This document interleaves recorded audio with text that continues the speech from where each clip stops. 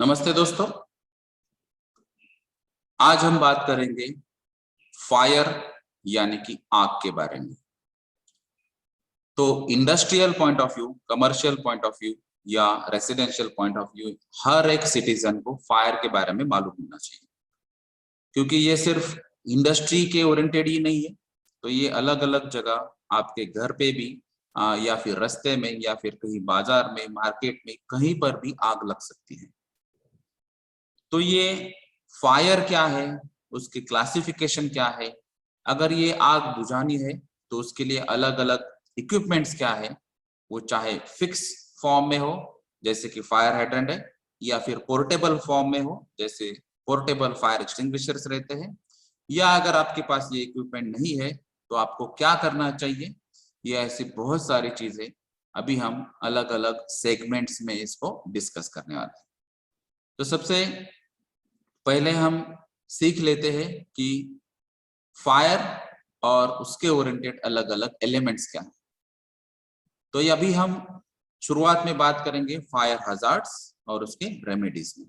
लेकिन अगर हम देखेंगे ओवरऑल फायर सिस्टम के बारे में या फायर प्रिवेंशन और प्रोटेक्शन सिस्टम के बारे में जब बात करते हैं तो कम से कम ये 4 एलिमेंट्स आपको ध्यान में आने चाहिए। जैसे कि फायर सेफ्टी क्या है, तो उसमें आपके फायर की डेफिनेशन आती है, फायर का क्लासिफिकेशन आता है, कॉजेस ऑफ फायर आता है कि फायर के कारण क्या है, क्यों आग लगती है, और फिर उसको बुझाने के लिए प्रिंसिपल मेथड्स क्या है, और फिर अलग अलग जो आज की डेट में मार्केट में अवेलेबल फायर एक्सटिंग्विशर के मेथड्स क्या है या फिर इक्विपमेंट्स क्या है। ये सब फायर सेफ्टी ओरिएंटेड आपको मालूम होना चाहिए। अभी जो इसमें फायर प्रिवेंशन के या डिटेक्शन के कुछ सिस्टम्स हैं, जैसे यहाँ पे कुछ डिटेक्टर्स रहते हैं, जैसे कुछ अगर आग लगती है तो आपको पता चलना चाहिए, इसके लिए भी कुछ इक्विपमेंट्स है, कुछ सेंसर्स रहते हैं, उसको हम डिटेक्टर्स कहते हैं। तो कहीं जगह टेम्परेचर सेंसर के बेसिस पे डिटेक्टर्स रहते हैं, कहीं जगह स्मोक जो रहती है, धुआं अगर निकलता है, आग की वजह से धुआं निकलने वाला है तो उसके बेसिस पे डिटेक्टर्स रहते हैं। कुछ जगह साउंड या एलईडी जो लाइट्स रहते हैं उसके बेसिस पे आपको डिटेक्टर सिस्टम्स पता चलती है यहाँ पे आग लग चुकी है, और कहीं जगह ये पर्टिकुलर लोकेशन भी बताता है कि कौन से सेक्शन या कौन से डिपार्टमेंट में आग लगी। तो ये अलग अलग जो पॉइंट्स है डिटेक्शन सिस्टम में, ये भी आपको मालूम होना चाहिए। उसके अलावा अगर फायर से प्रोटेक्ट करना है, अगर इनकेस आपने सभी जो बातें हैं वो प्रिवेंशन मेथड्स में जो कही गई है वो अगर आपने की, फिर भी फायर अगर कैच होती है, फिर भी आग लगती है, तो उसको प्रोटेक्ट कैसे करना है। तो यहाँ पे अलग अलग मेथड्स आपको बताई गई है, अलग अलग पॉइंट्स बताए गए कि आपकी बिल्डिंग कैसे होनी चाहिए, इक्विपमेंट्स कैसे होने चाहिए, इंस्टॉलेशंस कैसे होने चाहिए और उसका यूज कैसे करना चाहिए। और फिर आग लगने के बाद जो भी एक्टिविटी होती है उसको कहते हैं हम फायर फाइटिंग। और फिर ये फायर ऑफिसर्स से फायर फाइटर्स आते हैं जो ट्रेंड फायर फाइटर्स रहते हैं। और उसके अलावा भी अगर लोकल लेवल पे आपके इंडस्ट्री में भी ऑलरेडी फायर फाइटिंग की ट्रेनिंग्स दे चुके हैं तो वो भी फायर फाइटर यहाँ पे आग बुझाने के लिए काम में आते हैं। तो उनको अलग अलग फैसिलिटीज प्रोवाइड करनी चाहिए, उनको ट्रेनिंग्स प्रोवाइड करनी चाहिए, उनको एजुकेशन होना चाहिए और उसको प्रेजेंस ऑफ माइंड भी होना चाहिए। तो ये सब बातें फायर फाइटिंग्स में आते हैं।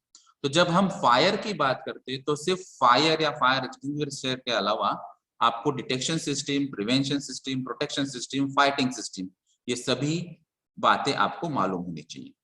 तो अभी हमने इसको अलग अलग इसमें डिवाइड कर दिया है। तो सबसे पहले हम बात करेंगे अभी फायर सेफ्टी के बारे में। तो यहाँ पे आपको पहले मालूम चाहिए कि फायर क्या है, उसके बाद में फायर ट्रायंगल क्या है, फायर टेट्राहेड्रन सिस्टम क्या है, और अभी फायर पेंटागन सिस्टम भी आ चुका है।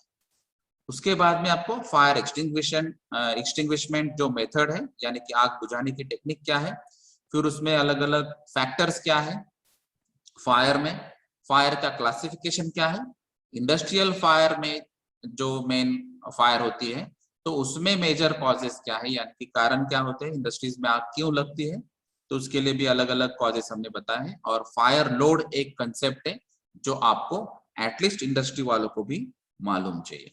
तो ये अलग अलग चीजें अभी हम सीखने वाले हैं। तो सबसे पहली बात है फायर। तो फायर एक्चुअली एक केमिकल रिएक्शन है। तो यहाँ पे अगर हम बात करेंगे तो ये केमिकल रिएक्शन कैसे है, जिसमें अलग अलग एलिमेंट्स यहाँ पे इन्वॉल्व होते हैं। जैसे कि यहाँ पे इन्वॉल्व हुआ है फ्यूल, ठीक है। तो यहाँ पे अभी फ्यूल के बारे में आपको मालूम चाहिए, जैसे यहाँ पे पेपर हो सकता है या वुड हो सकता है या फिर कोई भी कंबस्टिबल सब्सटेंस, यानी कि जो भी सब्सटेंस जल सकता है, जो मटेरियल जल सकता है, वो कोई भी सब्सटेंस यहाँ पे आ सकता है एज अ फ्यूल। तो ये इंडस्ट्री की अगर बात करेंगे हम, तो ये फ्यूल में सॉलिड, लिक्विड या गैसियस फॉर्म में अलग अलग फ्यूल हो सकते हैं। तो यहाँ पे फ्यूल एक एलिमेंट रहता है ये रिएक्शन में। दूसरी जो बात है, यहाँ पे कोई हीटिंग सिस्टम हो सकता है या फिर इग्निशन सोर्स हो सकता है या फिर स्पार्क हो सकता है। तो यहाँ पे हीट यानी कि टेम्परेचर या फिर आग लगने के लिए जितना मिनिमम टेम्परेचर वहां पे वो कंडीशन पे रिक्वायर रहेगा, वो एलिमेंट यहाँ पे आएगा। और तीसरा जो एलिमेंट है वो है ऑक्सीजन। तो यहाँ पे ऑक्सीजन यानी कि अभी जो एयर प्रेजेंट है ये, तो ये तीन एलिमेंट अगर यहाँ पे आते हैं और ये कंबाइन हो जाते हैं तो यहाँ पे फायर लगती है। तो इसीलिए ये अगर साइंटिफिकली देखेंगे तो ये केमिकल रिएक्शन है। ये रिएक्शन में यहाँ पे फ्यूल आएगा, फ्यूल यानी कि हाइड्रोकार्बन कंपाउंड्स रहते हैं और ये कंबाइन हो जाता है ऑक्सीजन के साथ, और ये ऑक्सीजन के साथ कंबाइन होने के बाद यहाँ पे जो हीटिंग सोर्स रहेगा उसकी वजह से यहाँ पे एक एक्सोथर्मिक रिएक्शन बन जाएगी। तो एक्सोथर्मिक रिएक्शन यानी जो रिएक्शन में हीट इवॉल्व होते रहती है, हीट निकलते रहती है और जिसकी वजह से यहाँ पे टेम्परेचर बढ़ता जाता है। तो ये एक्सोथर्मिक रिएक्शन की वजह से यहाँ पे टेम्परेचर बढ़ते रहेगा, क्योंकि ये रिएक्शन कंटिन्यू होती रहेगी, फायर कंटिन्यू रहेगा और एक्सोथर्मिक रिएक्शन की वजह से यहाँ से हीट जनरेट होती रहेगी। और इसीलिए फायर के बाद ये जो मेजर तीन एलिमेंट है आपके आउटपुट में दिखाई देते हैं। जैसे यहाँ पे हमने बताया था लाइट, क्योंकि फायर लगने के बाद आपको मालूम है कि यहाँ पे आपको लाइट दिखाई देगा, तो लाइट एज अ एनर्जी। उसके बाद में ये है हीट, तो ये हीट एनर्जी आएगी और उसके बाद में आएगा स्मोक। तो ये तीन एलिमेंट की रिएक्शन जब होती है वहां पे फायर आता है और एक्सोथर्मिक रिएक्शन होती है, टेम्परेचर बढ़ता है, और ये तीन एलिमेंट में यानी कि लाइट, हीट और स्मोक में ये आउटपुट दिखाई देता है। इसी को हम फायर कहते हैं। तो ये मेन साइंटिफिक डेफिनेशन है फायर की। अभी जो फायर जो है उसके लिए हम कंसेप्ट यूज करते हैं फायर ट्रायंगल। तो अगर आप कहीं पर भी ट्रेनिंग में जाए तो वहां पे आपको फायर ट्रायंगल या फायर टेट्राहेड्रन आपको पढ़ाएंगे। तो ये फायर में हमने जो देखा है तो उसमें मेन तीन एलिमेंट बताए गए, हीट, फ्यूल और ऑक्सीजन। तो इसमें ये जो तीन एलिमेंट है इसका हमने ट्रायंगल बना दिया। तो ये ट्रायंगल जो है, ये ट्रायंगल क्यों बना है, क्योंकि अगर ये आग बुझानी है आपको तो आपको ये फायर ट्रायंगल का एक भी साइड आपने निकाल लिया तो ये फायर ट्रायंगल कंप्लीट नहीं होगा और जिसकी वजह से फायर कैच होना असंभव है। तो ये फायर ट्रायंगल बन जाता है जहां पे तीन साइड्स दिखाई देते हैं आपको, हीट, ऑक्सीजन और फ्यूल। तो ये अगर फायर ट्रायंगल की एक एक साइड अगर आप देखेंगे, जैसे हीट है रेड कलर में या फिर फ्यूल है ये ब्राउन कलर में और ऑक्सीजन जो है ब्लू कलर में, तो एक साइड अगर हम निकाल लेते हैं तो फायर ट्रायंगल कंप्लीट नहीं होगा, यानी कि फायर आपकी एक्सटिंग्विश हो सकती है या फायर कैच ही नहीं होगी। तो इसीलिए आपको फायर ट्रायंगल सिखाया जाता है। तो ये रेड कलर जो है जो हीट का सोर्स है, ये फ्यूल्स है और यहाँ पे ये है ऑक्सीजन। तो इसमें अलग अलग एग्जाम्पल्स है, अगर आप इंडस्ट्रियल एग्जाम्पल ले, रेसिडेंशियल एग्जाम्पल ले या कमर्शियल कॉम्प्लेक्सेस लेंगे या मॉल्स लेंगे, तो इसमें बहुत सारे एग्जाम्पल्स हैं जो आप यहाँ पे बता सकते हैं। जैसे कि यहाँ पे जो हीट सोर्स है तो यहाँ पे स्पार्क हो सकता है, या फिर यहाँ पे जो बीडी सिगारेट के एग्जाम्पल्स थे, अगर आपने फायर की हिस्ट्री देखे, अलग अलग इंसिडेंट्स देखे, तो उसमें बीड़ी सिगारेट की वजह से भी फायर कैच हो सकता है यहाँ पे, या फिर यहाँ पे जो ग्राइंडिंग मशीन्स रहती है या फिर कटिंग मशीन्स रहती है या फिर वेल्डिंग मशीन रहती है। तो ऐसे बहुत सारे ऑपरेशन है इंडस्ट्रीज में जहां पे स्पार्क जनरेट होने के चांसेस है या फिर एज अ इग्निशन सोर्सेस यहाँ पे ये आ सकता है। तो ये इग्निशन सोर्स यानी कि इसका ये जो पोटेंशियल है, इतना जो टेम्परेचर है, एक एनर्जी है, ये सफिशिएंट रहेगी अगर यहाँ पे फ्यूल अवेलेबल रहेगा और यहाँ पे ऑक्सीजन तो 24/7 अवेलेबल ही होता है। तो एयर अवेलेबल रहेगी यहाँ पे, आप नॉर्मल एटमॉस्फेयर में काम कर रहे हैं, ओपन एटमॉस्फेयर में काम कर रहे हैं, तो यहाँ पे ऑक्सीजन तो अवेलेबल होने ही वाला है। लेकिन इसके अलावा जो फ्यूल होता है, जैसे अभी हमने बात की कि सॉलिड फॉर्म में फ्यूल हो सकता है, तो इसमें पेपर वहां पे हो सकता है या फिर आपका फर्नीचर है यानी कि वुड कंबस्टिबल मटेरियल हो सकता है या फिर प्लास्टिक हो सकता है या फिर ऐसे बहुत सारे मटेरियल है जो सॉलिड फॉर्म में हो सकते हैं। अगर आपकी केमिकल इंडस्ट्री है या फिर आपके इंडस्ट्रीज में केमिकल यूज होते हैं तो यहाँ पे लिक्विड फॉर्म में भी केमिकल्स यहाँ पे प्रेजेंट हो सकते हैं, जैसे कि कुछ ऑयल्स हो सकते हैं या फिर हम सॉल्वेंट यूज करते हैं क्लीनिंग के लिए, वो भी यूज हो सकते हैं, या फिर ऐसे बहुत सारे एजेंट्स है जो हमको अलग अलग ट्रीटमेंट्स में केमिकल यूज करना पड़ते हैं। और कहीं जगह आपको गैसेस फॉर्म में भी केमिकल्स अवेलेबल हो सकते हैं, जैसे कि एलपीजी है या एलएनजी है या सीएनजी है या फिर हाइड्रोजन है या फिर एसिटिलीन है, या ऐसे बहुत सारे एलिमेंट्स हैं जो गैसेस फॉर्म में भी आपके पास शायद अवेलेबल हो सकते हैं। तो ये सॉलिड लिक्विड गैसेस कोई भी फॉर्म में हो, लेकिन यहाँ पे अगर फ्यूल अवेलेबल है और वो फ्यूल अगर ये इग्निशन सोर्स के डायरेक्ट कांटेक्ट में आता है और ऑलरेडी यहाँ पे ऑक्सीजन अगर अवेलेबल होता है तो यहाँ पे फायर कैच होने की मैक्सिमम चांसेस है। और इसके लिए आपको यहाँ से कोई भी अगर एक साइड हटा देते हैं तो यहाँ पे फायर कैच नहीं होगा। यानी कि अगर आपके पास ये सभी फ्यूल्स अवेलेबल है, ऑक्सीजन अवेलेबल है, लेकिन स्पार्किंग या इग्निशन सोर्स ही नहीं है तो फायर के कोई चांसेस नहीं रहेंगे।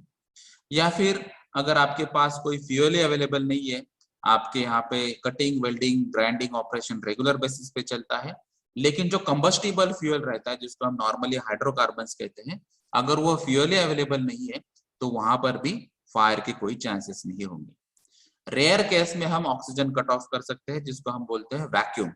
तो वैक्यूम बेसिस पे ऑपरेशन अगर आपको करना है, कहीं जगह ऐसा कुछ ऑपरेशन से रहते हैं, लेकिन ये एक्सेप्शनल केसेस से और रेयर केसेस में हम ऑक्सीजन कट ऑफ कर सकते हैं। तो ये मेजर आपको फ्यूल और जो इग्निशन सोर्स है उसको ही आपको कंट्रोल करना है, जिसकी वजह से फायर यहाँ पे एक्सटिंग्विश हो सकती है या फिर फायर कैच होगी ही। तो ये अलग अलग यहाँ पे फायर ट्रायंगल के पॉइंट से एलिमेंट से और उसके अलग अलग एग्जांपल्स। अभी फायर ट्रायंगल के अलावा यहाँ पे एक कंसेप्ट है फायर टेट्राहेड्रन। जैसे अभी हमने जो बात की थी कि इसमें ट्रायंगल में जो मेन एलिमेंट बताए गए थे वो ऑक्सीजन था, हीट थी और फ्यूल था। अभी उसके अलावा ये फोर्थ एलिमेंट यहाँ पे ऐड हुआ है जिसको हम कहेंगे चेन रिएक्शन।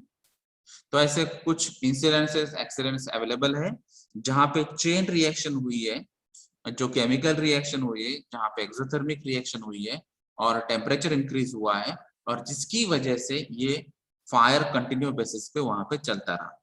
यानी कि सबसे पहले क्या हुआ कि यहाँ पे फ्यूल अवेलेबल था, फिर उसके बाद में हीट अवेलेबल हो गई और उसके बाद में ऑक्सीजन ही अवेलेबल था, ये फायर कैच हो गई और ये फायर कंटिन्यू होने के लिए और कुछ एलिमेंट्स ऐड हो गए, चाहे वो केमिकल रिएक्शन हो,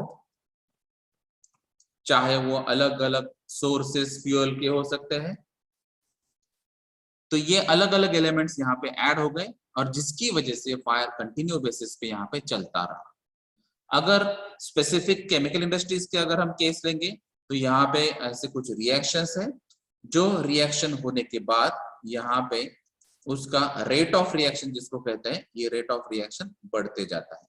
तो जैसे हमने बात की थी कि अगर ये फायर ट्रायंगल कंप्लीट होता है तो ये एक्सोथर्मिक रिएक्शन है, केमिकल रिएक्शन है, जिसकी वजह से टेम्परेचर इंक्रीज होता है, और ये टेम्परेचर अगर इंक्रीज होता है तो उसकी वजह से रेट ऑफ रिएक्शन जो रहता है वो रेट ऑफ रिएक्शन बढ़ता है।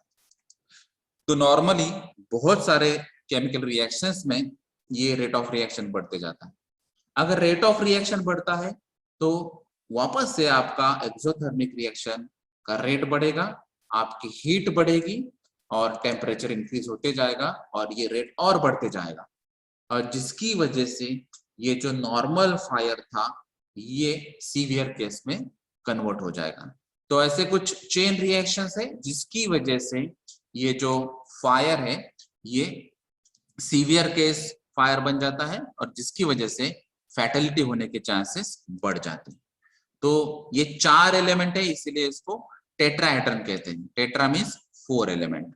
तो ये 4 एलिमेंट्स, फोर्थ एलिमेंट जो चेन रिएक्शन ऐड हुआ है इसकी वजह से इसको टेट्राहेड्रन भी कहा जाता है।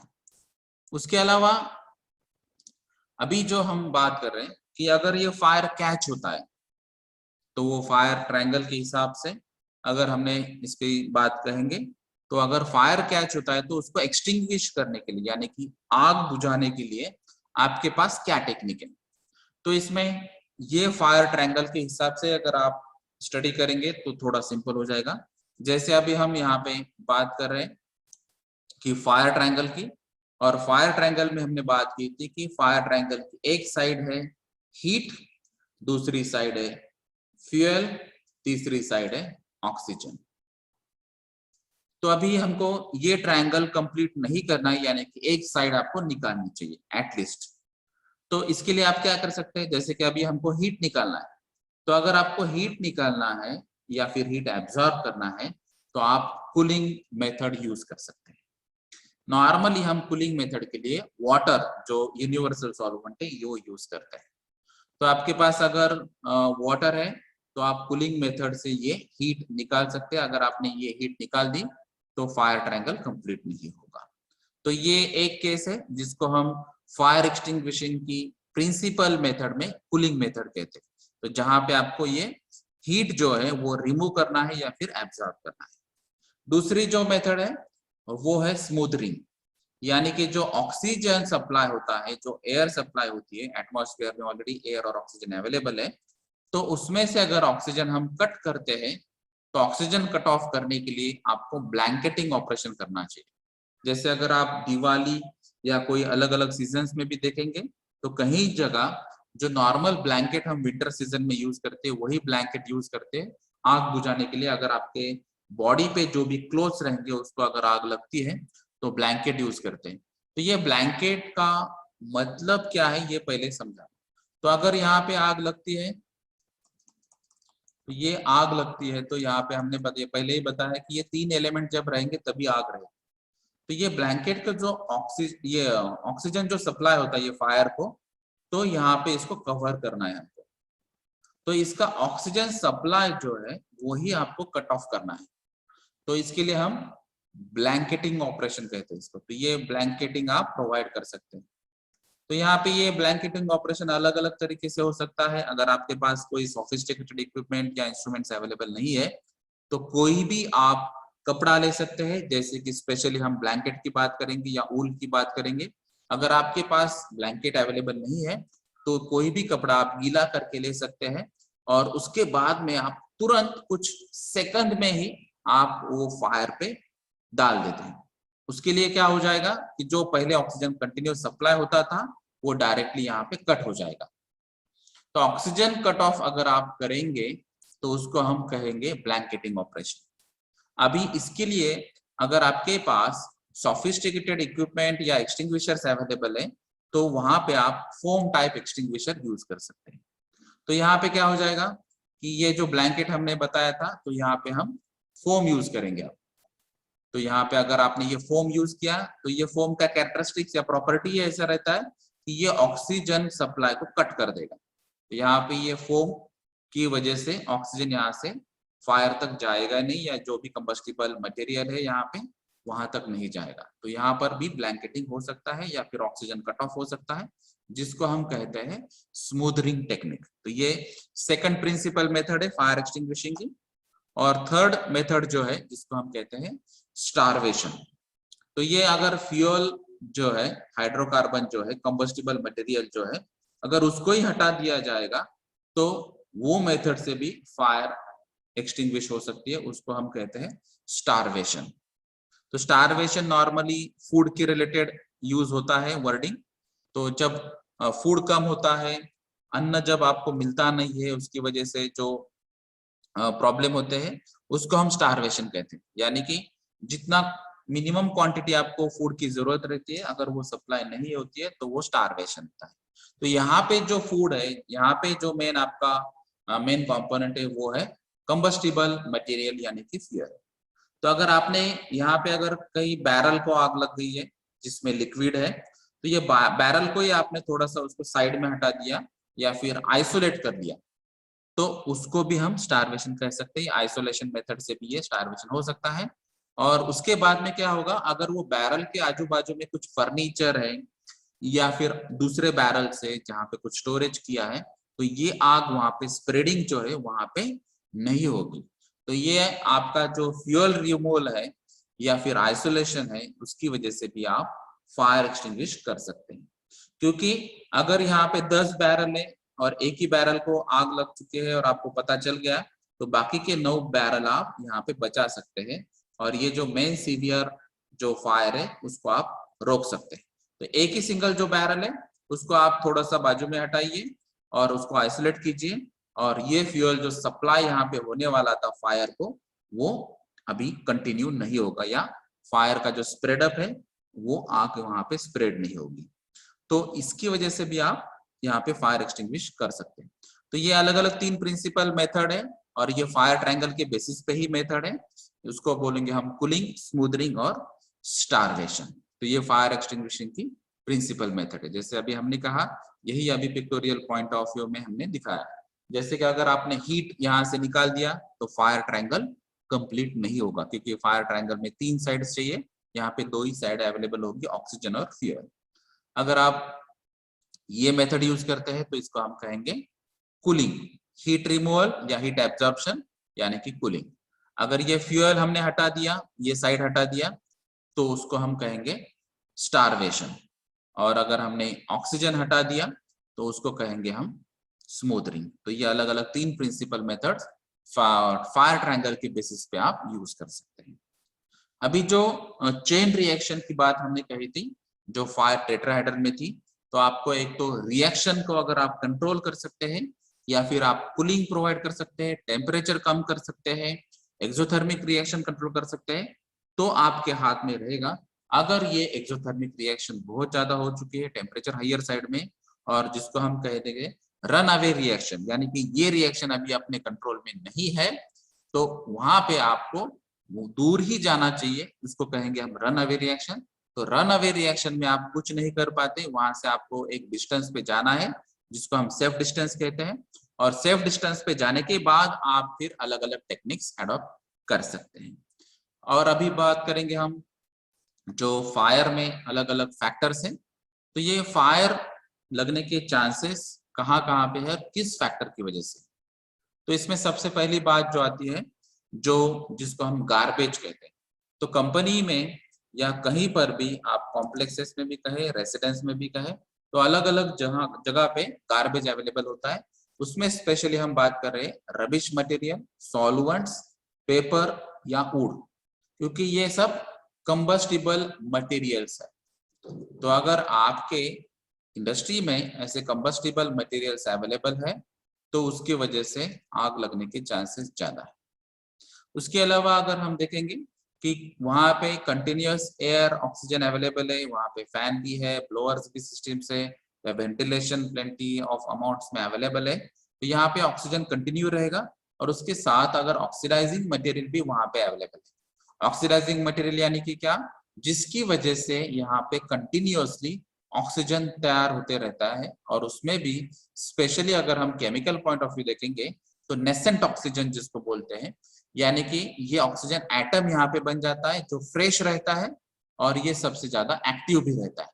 तो ये एक्टिव ऑक्सीजन जो है वो ज्यादा प्रॉब्लमेटिक है, क्योंकि ये एक्टिव ऑक्सीजन आपको ज्यादा हेल्प करेगा फायर कैच करने के लिए। तो ये ऑक्सीडाइजिंग मटेरियल भी अगर आपके इंडस्ट्रीज में या रेसिडेंस में या कमर्शियल कॉम्प्लेक्सेस में अवेलेबल होगा तो वहां पर भी फायर के चांसेस ज्यादा। अभी उसके अलावा जो हमने देखा था कि अलग अलग स्पार्क्स यहाँ पे पॉसिबल हो सकते हैं या फिर स्टैटिक डिस्चार्ज भी हो सकते हैं, जिसको हम स्टैटिक इलेक्ट्रिसिटी कहते हैं। उसके अलावा जो हॉट सरफेसेस के कॉन्टैक्ट्स की वजह से भी आग लग सकती है और फ्रिक्शन की वजह से भी आग लग सकती है। जैसे यहाँ पे कन्वेयर्स हम यूज करते हैं इंडस्ट्रीज में, या फिर कोई कन्वेइंग व्हीकल्स भी यूज करते हैं, और व्हीकल्स के जो व्हील्स है वो व्हील्स की वजह से भी वहां पे फ्रिक्शन हो सकता है, या फिर कहीं पे कोई रिवॉल्यूशनरी जो मशीनरीज रहती है, रोटेशनरी पार्ट्स रहते हैं, अगर वहां पे कुछ अलग फॉरेन पार्टिकल वहां पे आ जाता है तो उसकी वजह से भी फ्रिक्शन वहां पे आ सकता है। अगर फ्रिक्शन आता है तो ऑब्वियसली वहां पे स्पार्क जनरेट होता है।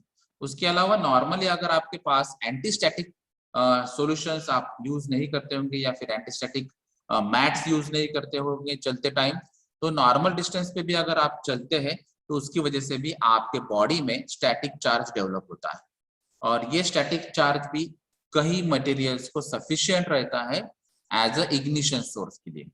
जैसे अगर आप ये डेली लाइफ में भी अगर देखेंगे तो नॉर्मली आप अगर कहीं डिस्टेंस से चलते आएंगे और आपके अगर गाड़ी को आप हाथ लगाएंगे जहाँ पे बॉडी मेटल की है तो वहां पर भी स्पार्क रहता है, लेकिन वो नॉर्मली डे लाइट में आपको स्पार्क दिखाई नहीं देता, लेकिन आपको फील होता है कि यहीं पे कुछ ना कुछ इलेक्ट्रिसिटी थी। वैसे अगर आप प्लास्टिक चेयर में या फाइबर चेयर्स पे अगर आप कंटिन्यू बेसिस पे बैठते होंगे और उसके बाद में अगर किसी बॉडी को टच कर लिया जहाँ पे कंडक्टिविटी ज्यादा रहती है तो वहां पर भी आपको ये स्टैटिक चार्ज फील होगा। तो ऐसे जो स्टैटिक चार्ज है, स्पेशली अगर आप फार्मास्यूटिकल सेक्टर में या कुछ फूड इंडस्ट्रीज की बात करेंगे तो जहाँ पे फ्लेमेबल या एक्सप्लोसिव पाउडर यूज होता है या फिर कोई लिक्विड्स यूज होते हैं, तो यहाँ पे ये स्टैटिक चार्ज की वजह से भी आग लगने के चांसेस रहते हैं। उसके अलावा अगर आप देखेंगे तो अगर आपकी जो रनिंग मशीनरीज रहती है, रोटेटिंग मशीनरीज रहती है, तो उसको प्रॉपर लुब्रिकेशन यानी कि ऑयल प्रोवाइड करना रहता है। अगर आपने ये प्रॉपर लुब्रिकेशन या मेंटेनेंस उसको प्रोवाइड नहीं किया फ्रीक्वेंसी बेसिस पे, तो वहां पर भी स्पार्क होने के चांसेस है। वहां पर हॉट लिक्विड या हॉट मेटल होने के चांसेस है। टेम्परेचर जो नॉर्मल वहां पे रहता है उससे ज्यादा टेम्परेचर होने के चांसेस, क्योंकि आप ऑयल वहां पे यूज नहीं कर रहे। तो ये अगर कूलिंग मैकेनिज्म आपने ठीक तरह से काम नहीं किया तो यहाँ पर टेम्परेचर हायर साइड में जा सकता है और वो हॉट सरफेस या hot element as a ignition source बन सकता है। उसके अलावा अगर आप यहाँ पे देखेंगे तो non flame proof electrical fittings जो रहती है, क्योंकि अगर इलेक्ट्रिक वायर्स में जिसकी उतनी कैपेसिटी है उससे ज्यादा अगर करंट फ्लो होता है तो वो ओवरलोड हो जाता है और उसकी वजह से यहाँ पे हीट यहाँ पे निकलती है, क्योंकि जो इलेक्ट्रिकल एनर्जी है वो एनर्जी के लॉ हमको मालूम है कि एनर्जी कहीं ना कहीं कन्वर्ट हो जाएगी, तो वो हीट में कन्वर्ट हो जाती है। अगर ये ओवरलोडेड है तो यहाँ पे इलेक्ट्रिकल एनर्जी ये हीट में कन्वर्ट हो जाएगी, जिसकी वजह से ये वापस फ्लेमेबल एरियाज में कन्वर्ट हो सकता है। उसके अलावा है स्मोकिंग के जो हैबिट्स है कुछ इंडस्ट्रीज में, पहले ये कॉटन इंडस्ट्रीज या जिनिंग इंडस्ट्रीज जो फायर अगर आप इंसिडेंट्स देखेंगे तो उसमें से सबसे ज्यादा केसेस थे स्मोकिंग की वजह से, अभी ये बहुत कम हो चुके हैं। उसके अलावा है फायर डिटेक्टर सिस्टम्स, अगर आपका काम नहीं कर पा रहा है तो उसकी वजह से भी आपको फायर का पता नहीं चलता है और उसके बाद में फिर आपको फायर एक्सटिंग्विश करने के लिए थोड़ी ज्यादा मशक्कत करनी पड़ेगी। फिर है फायर एक्सटिंग्विशर सिस्टम्स, अगर यहाँ पे आपके पास फायर एक्सटिंग्विशर सिस्टम्स अवेलेबल ही नहीं है, वो पोर्टेबल सिस्टम हो रहो या फिर फिक्स हाइड्रेंट सिस्टम्स रहो या फिर ऑटोमेटिक सिस्टम्स रहो, ये अगर फायर एक्सटिंग्विशिंग के लिए आपके पास कोई इक्विपमेंट नहीं है तो वहां पर भी फायर प्रोन एरियाज वहां पे जनरेट हो सकते हैं। उसके अलावा है फ्लेमेबल सब्सटेंसेस, तो अगर आप फ्लेमेबल सब्सटेंसेस हैंडल करते होंगे तो वहां पर भी स्टैटिक चार्ज की वजह से या फिर इग्निशन सोर्स की वजह से, हॉट सरफेसेस की वजह से या हायर टेम्परेचर की वजह से भी आग लगने के चांसेस है। और अगर आप फायर सेफ्टी रूल्स कंप्लाई नहीं करते तो भी आप अलग अलग रीजन की वजह से वहां पे फायर जनरेट होने के चांसेस यहाँ पे आ सकते हैं। तो ये अलग अलग फैक्टर्स है जिसकी वजह से फायर कैच हो सकती है या आग लग सकती है। अगर आप कुछ फैक्टर्स के बारे में देखेंगे जिसको हम कहते हैं हिडन फैक्टर्स, यानी कि जनरली जो फैक्टर्स के बारे में हमने बात की वो आपको विजुअलाइज होते हैं, आपको दिखाई देते हैं। लेकिन ऐसे कुछ फैक्टर्स है जो आपको दिखाई नहीं देते, लेकिन उसका रिजल्ट ही आपको पता चलता है कि वो फायर में कन्वर्ट हुआ है। तो ऐसे क्या फैक्टर्स है, तो उसमें स्पेशली हम बात करेंगे तो वो है केमिकल रिएक्शन।